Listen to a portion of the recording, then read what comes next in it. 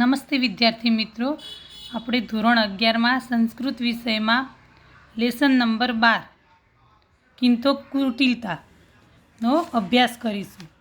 હવે કિંતોકુટિલતાનો આપણે થોડો પરિચય મેળવી લઈએ. જો આમાં કિંતુ શબ્દ, કિંતુ મતલબ પરંતુ, આ શબ્દની કેવી કુટિલતા હોય છે તેને પરિચય આમાં કરવામાં આવે છે અને તેની વાત કરવામાં આવી છે.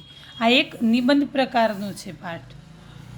તેના જો લેખક છે રાજસ્થાનના જયપુર નિવાસી પંડિત મથુરાનાથે કેટલાક સુંદર નિબંધો લખેલા છે અને એમના જ કેટલાક નિબંધોનો સંગ્રહ કરીને એક નિબંધ ગ્રંથ તૈયાર કરવામાં આવેલો છે, જેનું નામ છે પ્રબંધ પારિજાત. અને આપણું જે આ લેસન છે કિંતોકુટિલતા, એ આ નિબંધ ગ્રંથમાંથી જ એક ભાગ લેવામાં આવેલો છે અને એનો પ્રકાર છે નિબંધ પ્રકારનો. આ એક નિબંધ છે.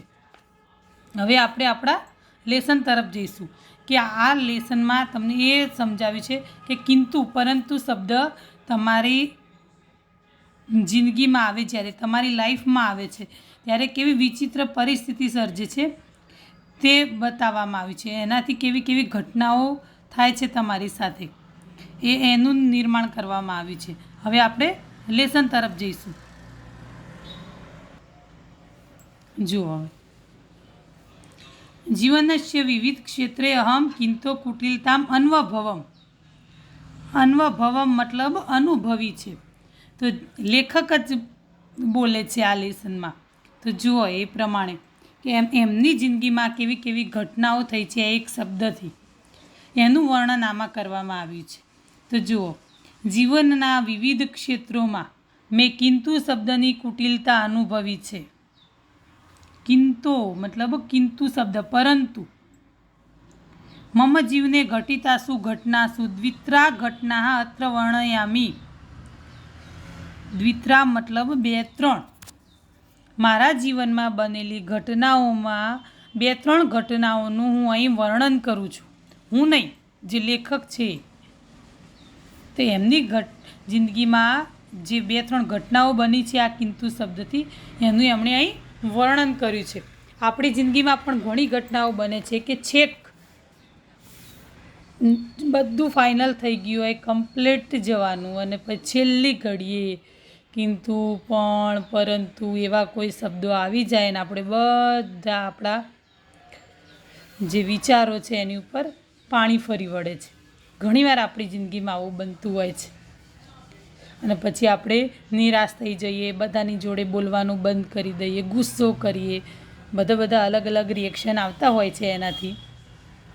આવું લેખકની જિંદગીમાં પણ બનેલું છે. જો આગળ આપણે એકદા રાજ્યતઃ લબ્ધાયા મમ ભૂમેર વિયોગો બહો કાલાત ન્યાયાલયે ચલતી સ્મ. ન્યાયાલય મતલબ કોર્ટ, લબ્ધાયા મતલબ મળેલી, ભૂમેર વિયોગો મતલબ જમીનનો દાવો, જે જમીનના ઘણા એકબીજા ગિફ્ટમાં મળતી હોય છે એકબીજાને, પહેલાં જમાનામાં જે એકબીજાને આપતા હતા એની વાત છે. તો એકવાર રાજ્ય તરફથી મળેલી મારી જમીનનો દાવો ઘણા સમયથી કોર્ટમાં ચાલતો હતો. મમ પક્ષાત સર્વાણ્યપી આવશ્યકાની પ્રમાણાની યથાકાલમ દત્તાની.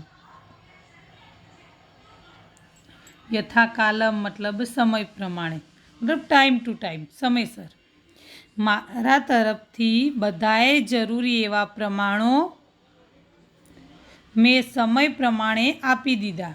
જેટલા પ્રમાણોની જરૂર હતી, મતલબ જે દસ્તાવેજો હોય કે બીજા આધાર ડોક્યુમેન્ટ હોય, એ બધાની વાત છે કે એ બધા એમણે જમા કરાવી દીધા હતા કોર્ટમાં. બધા જ જે એમની પાસે જેટલું કંઈ હતું જરૂરી એ બધું જ.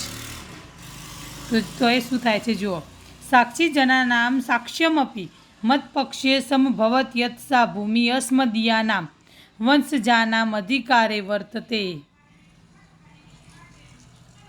સાક્ષીજના નામ છે મતલબ સાક્ષીઓ બનેલા હોય, અને સાક્ષ્યમ મતલબ જુબાની, એ લોકો જે બોલે એ. મત પક્ષે મતલબ મારા પક્ષમાં. જો આમાં સાક્ષીઓની જુબાની પણ મારા પક્ષે થઈ હતી કે પ્રમાણોના બળે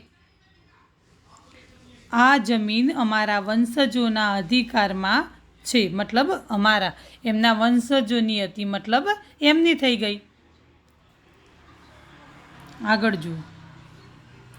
વાક્યલેના અપી મહ્યમ અભયમ દત્તમ યત પ્રમાણાનામ બલેન ભૂમિરિયમ અવશ્યમ ભવદધિકાર ભુક્તા ભવિષ્યતિ.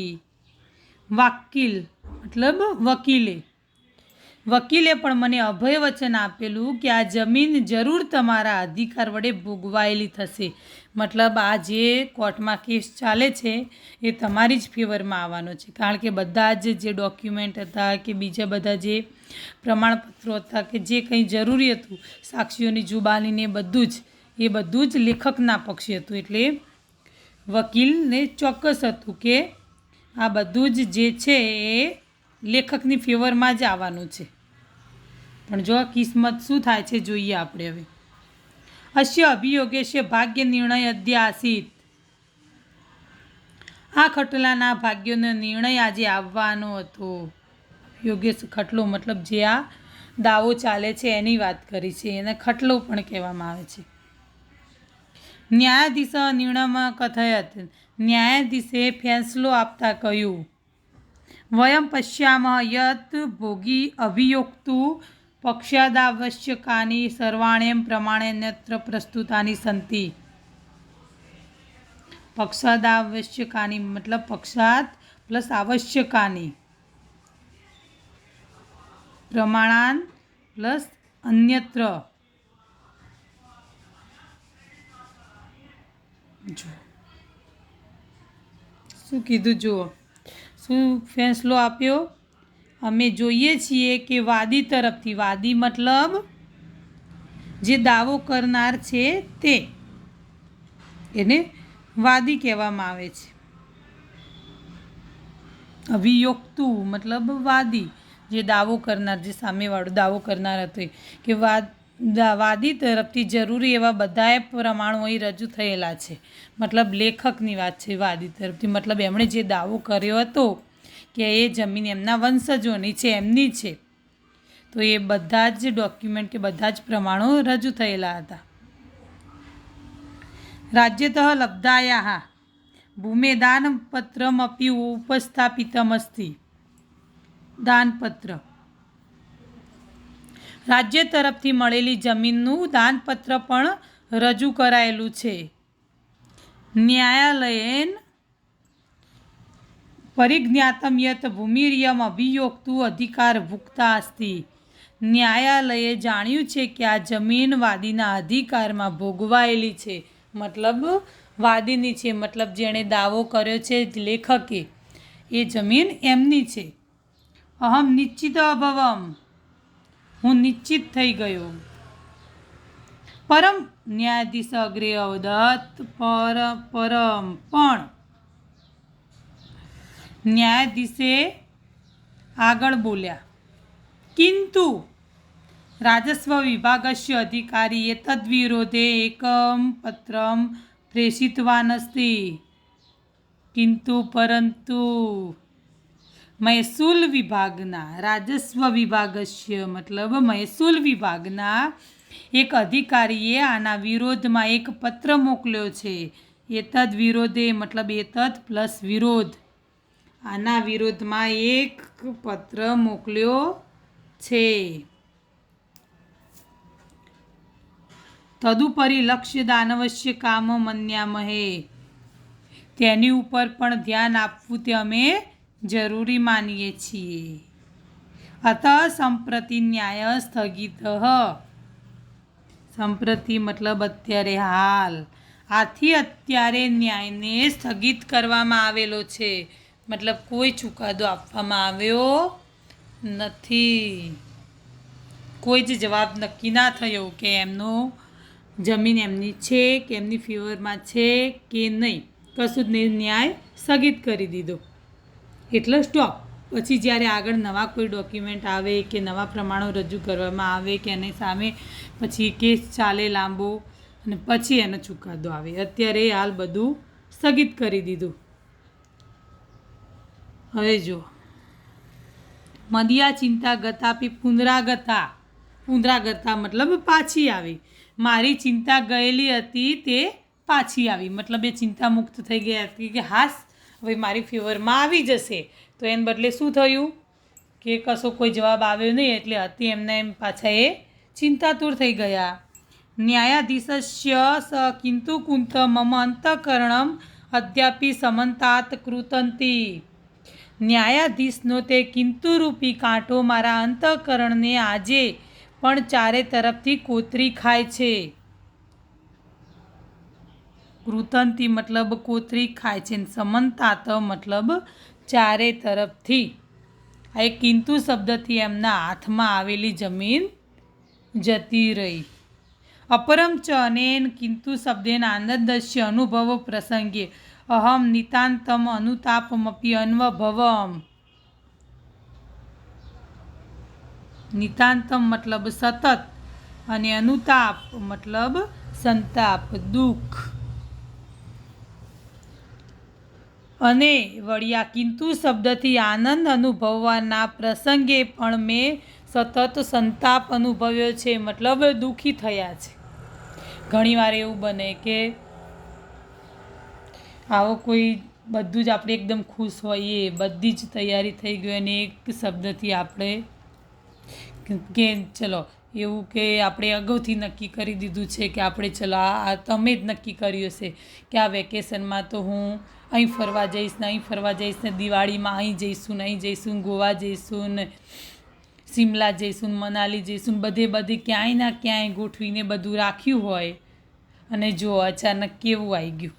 તો આ એક અચાનક શબ્દથી આપણા બધા જ સપના ઉપર પાણી ફરી વળે છે. છેક બધું નક્કી થઈ ગયું, ટિકિટ બી ઘણાની બુક થઈ ગઈ હશે વેકેશનમાં જવા માટે થઈને, કે મામાના ઘરે જઈશું, કે મજા કરીશું, અહીં ફરીશું, અહીં ફરીશું, આ ખાઈશું, બધું જ સ્ટોપ થઈ ગયું. એક વર્ષથી ના કોઈ બધા બહાર જાય છે કે ના બહારનું કંઈ ખાય છે. આવું ક્યારેય કોઈએ વિચાર્યું પણ નહોતું. એવી પરિસ્થિતિ અત્યારે છે. એટલે ક્યારે શું થાય એ ખબર પડે નહીં. હવે આપણે આગળ જોઈશું. જુઓ, એકદા અનેક વર્ષાણામ પરિશ્રમેણ રચિતમ સદ્ય પ્રકાશિતમ મદીયમ પુસ્તકમેકમ આદાય અહમ એકસ્ય સાહિત્યમર્મગસ્ય નેતુ સમીપમાં ગચ્છમ. જુઓ શું થયું. એકવાર અનેક વર્ષોની મહેનતે, અનેક વર્ષાણામ પરિશ્રમેણ મતલબ અનેક વર્ષોની મહેનતે રચાયેલું, તાજેતરમાં પ્રકાશિત થયેલું મારું એક પુસ્તક લઈને હું એક સાહિત્યના મર્મને જાણનાર નેતાની પાસે ગયો. મતલબ જેને સાહિત્યમાં રસ હોય એવા એક નેતાની પાસે ગયા લેખક. અસ્ય પુસ્તકસ્ય વિષય તસ્ય પ્રસ્તુતિ મુદ્રણ સૌષ્ઠવમ ચિત્રયોજનમ ચેતી સર્વમપી સુંદરમાસીત. સુંદરમ પ્લસ આસિત સંધિ છે. સુંદરમ પ્લસ આસિત. તો જો મુદ્રણ સૌષ્ઠવમ મતલબ છાપકામની સુંદરતા, મતલબ જે એમાં છાપેલું છે એ એકદમ સરસ રીતે હતું એમ લખાયેલું. ચિત્ર યોજના મતલબ જે ચિત્રોની ગોઠવણી કરી હતી એ પણ મસ્ત રીતે, સારી રીતે કરેલું હતું. દેખાવમાં કે જેમ આપણને કહીએ છીએ કે એક નજરમાં ગમી જાય એવું, કે આમ એક જગ્યાએ મૂક્યું અને એક જ નજરમાં આપણે એક નજર પડે ને આપણી નજરમાં વસ્તુ આવી જાય, એટલું સારું હતું એમ. તો જુઓ, આ પુસ્તકનો વિષય, તેની રજૂઆત, છાપકામની સુંદરતા અને ચિત્રોની ગોઠવણી એમ બધું એ સુંદર હતું. નેતૃ મહોદયાએ પુસ્તકમ પ્લસ ઇદમ અવશ્યમ રુચિકરમ ભવિષ્યતીતિ મે દ્રઢા શ્રદ્ધા. નેતા મહાશયને આ પુસ્તક જરૂર મનને ગમી જાય તેવું થશે એવી મને દ્રઢ શ્રદ્ધા હતી. મતલબ લેખકને શ્રદ્ધા હતી, વિશ્વાસ હતો કે આ પુસ્તક નેતાજીને ગમી જ જશે. રુચિકરમ મતલબ મનને ગમી જાય તેવું. તેનાહમ નિશ્ચિત આસમ, તેથી હું નિશ્ચિંત હતો, મતલબ કોઈ ટેન્શન હતું નહીં કે બધી જ રીતે સારું છે. તો બીજો પેરેગ્રાફ જુઓ. અહમ સોત્સાહનમ નેતૃમહોદયસ્ય ગૃહમ પ્રત્યગચ્છમ. હું ઉત્સાહ સાથે નેતા મહાશયના ઘર તરફ ગયો. ક્ષણ દયાનંતરમ એવ નેતૃમહોદયસ્ય સાક્ષાત્કાર સજ્જાત. ક્ષણદ્વયાંતરમ મતલબ કે 2 મિનિટ પછી જ નેતા મહાશયની પ્રત્યક્ષ મુલાકાત થઈ. સાક્ષાત્કાર મતલબ પ્રત્યક્ષ. મયા નેતૃમહોદયસ્ય કરકમલયો પુસ્તકમ સમર્પિતમ મતલબ હાથમાં જ કહેવાય, પણ કોઈને માનવાચક શબ્દ વાપરવો હોય તો આપણે હસ્તકમળ કહીએ છીએ. કરકમલ મતલબ કર મતલબ હાથ ને કમળ મતલબ કમળ, તો હસ્તકમળ. તો મેં નેતા મહાશયના હસ્તકમળમાં પુસ્તક સમર્પિત કર્યું મતલબ આપ્યું. પુસ્તકમ દ્રષ્ટવા નેતૃમહોદયસ્ય પ્રસન્ન જાત. પુસ્તક જોઈને નેતાજી પ્રસન્ન થયા. અવોચચ અને બોલ્યા. પુસ્તકમ તે વસ્તુતઃ હકીકતમાં એવ અદ્ભુતમ નિર્મિતમ અસ્તિ. વસ્તુતઃ મતલબ હકીકતમાં. તમારું પુસ્તક હકીકતમાં જ અદ્ભુત છે. બહુ કાલાનંતરમ એતાદૃશમ પુસ્તકમ પશ્યામિ. બહુ કાલાનંતરમ મતલબ ઘણા સમય પછી હું આવું પુસ્તક જોઉં છું. તદંતરમ મતલબ ત્યાર પછી. સદૈવ તરત જ. કિંતુ પાછો આવ્યો શબ્દ કિંતુ મતલબ પરંતુ. કિંતુ મત સંમતૌ પુસ્તકમિદમ સંસ્કૃતેન વિલિખ્ય યદિ હિન્દી ભાષાયામ લિખિતમ સ્યાત તર્હિ સમ્યક ભવેત ઇત્યવોચત. પણ જો શું થયું, બધું જ ગમી ગયું. નેતાજી ખુશ પણ થઈ ગયા. તેમણે કહી પણ દીધું કે બહુ સારું પુસ્તક છે. પરંતુ શું થયું પાછું જોઈએ. મત સંમતો મતલબ મારા માનવા પ્રમાણે આ પુસ્તક સંસ્કૃતમાં ન લખીને, વિલિખ્ય મતલબ ન લખીને જો હિન્દી ભાષામાં લખેલું હોત તો સારું થાત એમ એ બોલ્યા.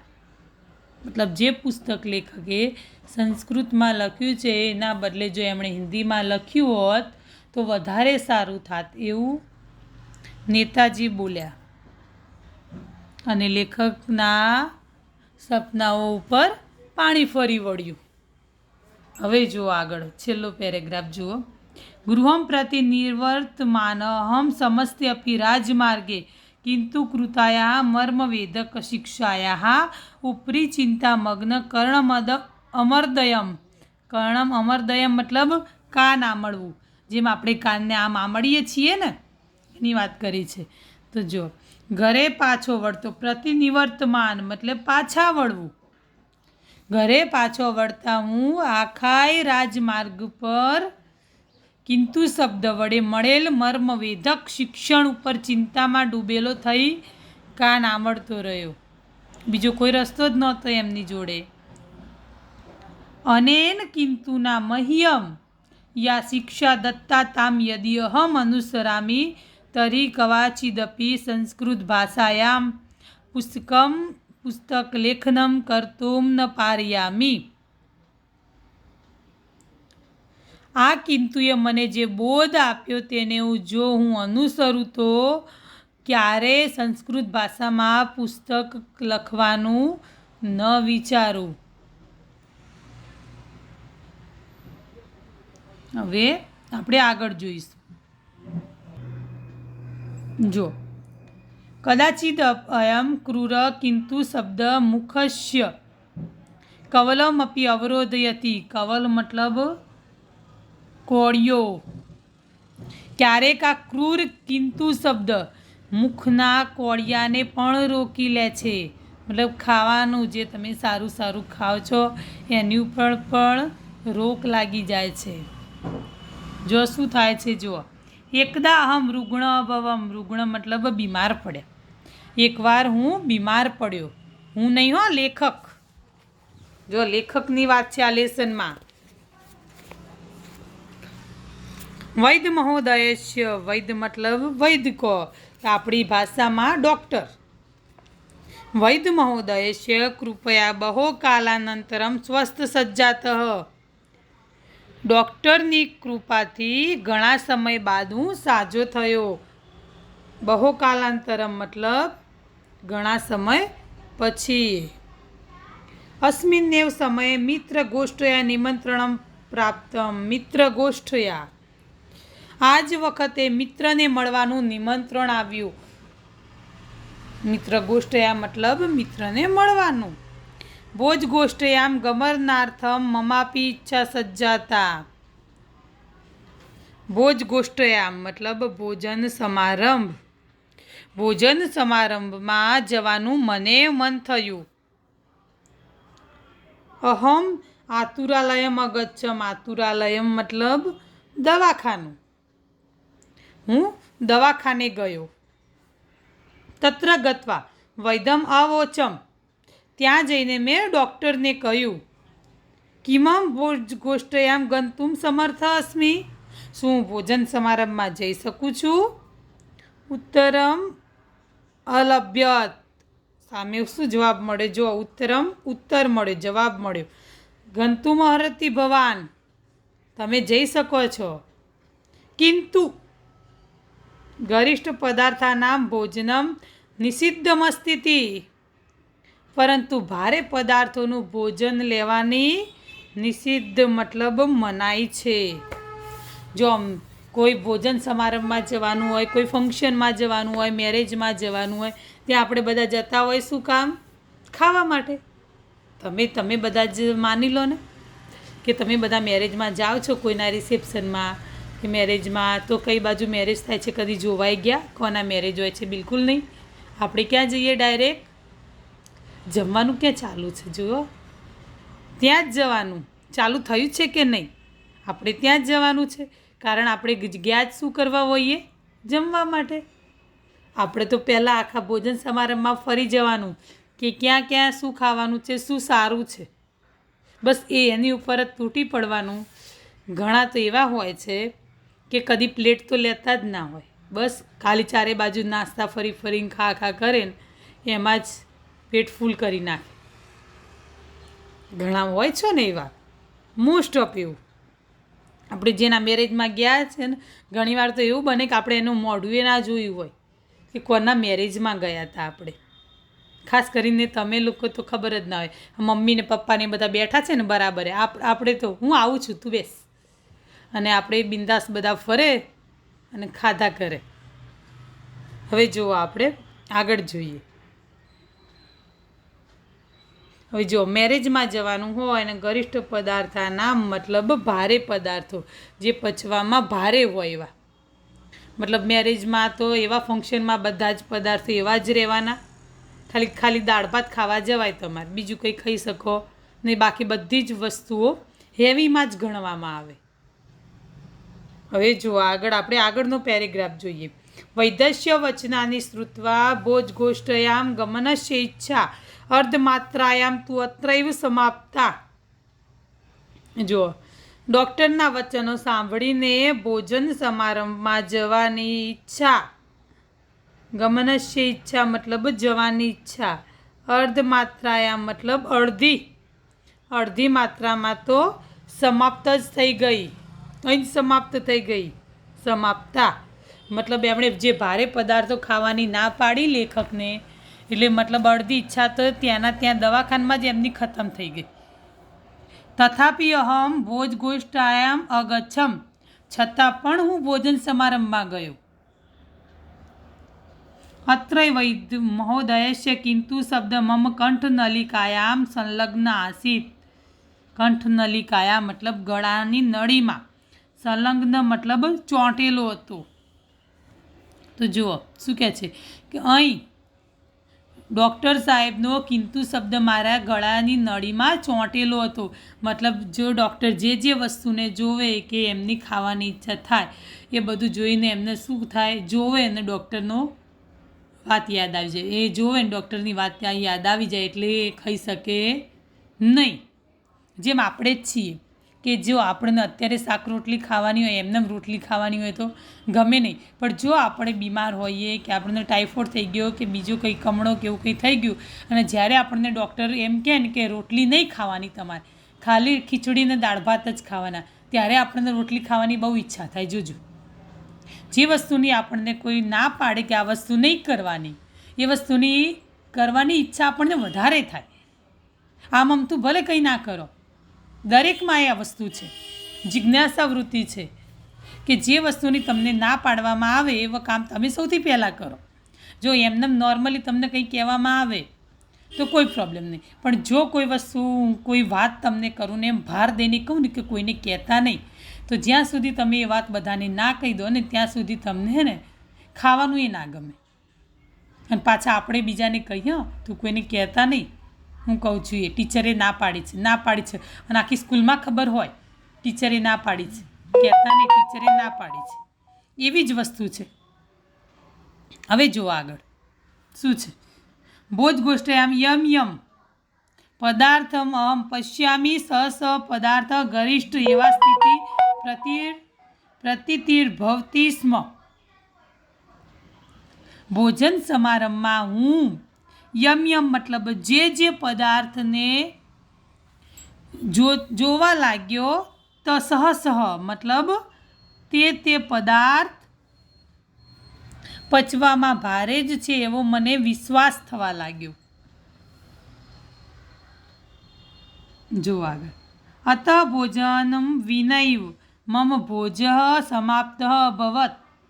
તેથી ભોજન વગર જ મારું જમવાનું પૂરું થઈ ગયું. વિનૈવ મતલબ વગર જ, આઘ્રાણે મતલબ સૂંઘવાત માત્રથી, અર્ધ ભોજનમ મતલબ અડધું ભોજન, ઇતિ ન્યાયન અસંતોષમ અકર્મવહમ ભોજ ગોષ્ઠયા મતલબ સૂંઘવા માત્રથી અડધું ભોજન થઈ ગયું, એ ન્યાયે ભોજન સમારંભમાં મેં સંતોષ માની લીધો.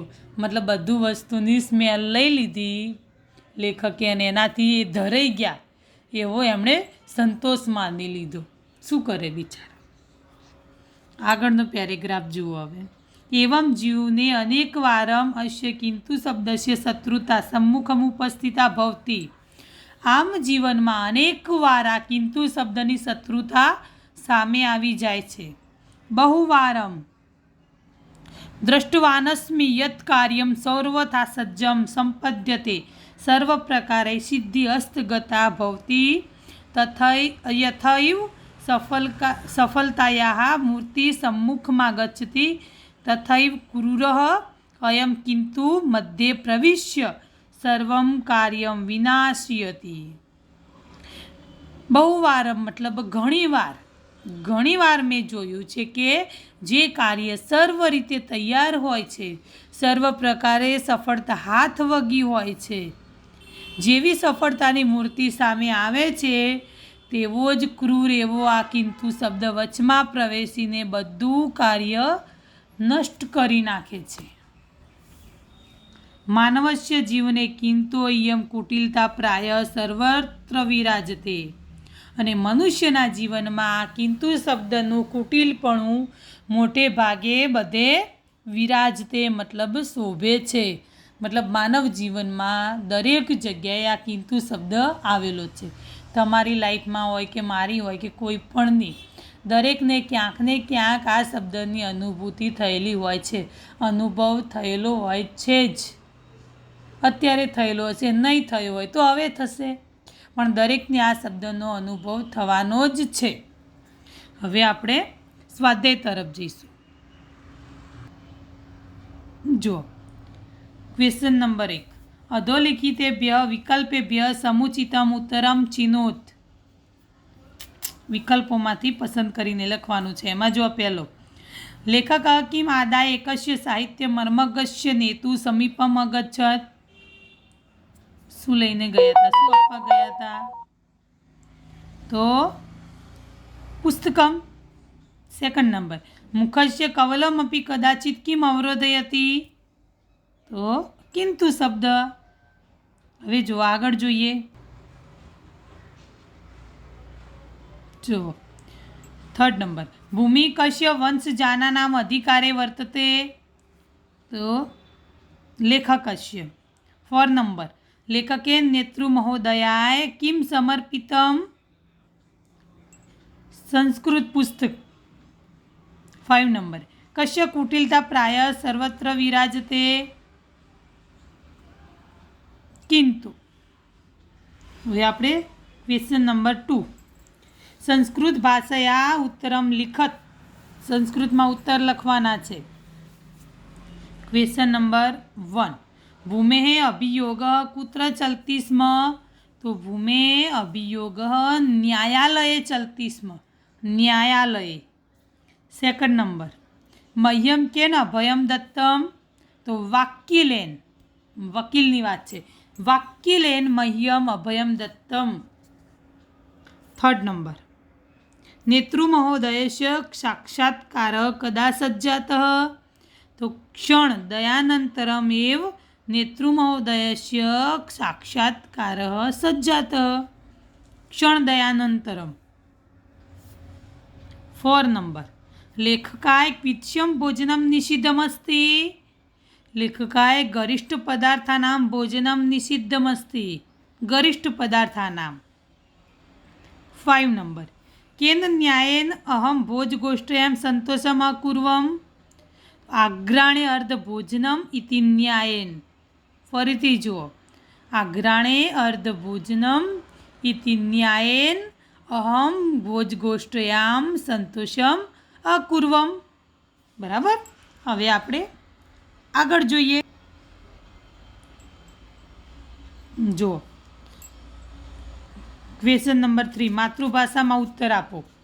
એમાં ફર્સ્ટ નંબર ન્યાયાધીશે ન્યાય શા માટે સ્થગિત કર્યો કે મહેસૂલ વિભાગના એક અધિકારીનો આના વિરોધમાં એક પત્ર મોકલ્યો હતો અને તેની ઉપર ધ્યાન આપવું જોઈએ એમ અમે માનીએ છીએ અને એ જ કારણે એમણે સ્થગિત કર્યો। એ રીતે તમે લેસનમાં જોઈને લખી શકો છો। જ્યારે તમે ટ્રાન્સલેશન લખશો ત્યારે તમને આ માતૃભાષામાં મતલબ ગુજરાતીમાં લખવાના આન્સરો બધા આવડી જશે।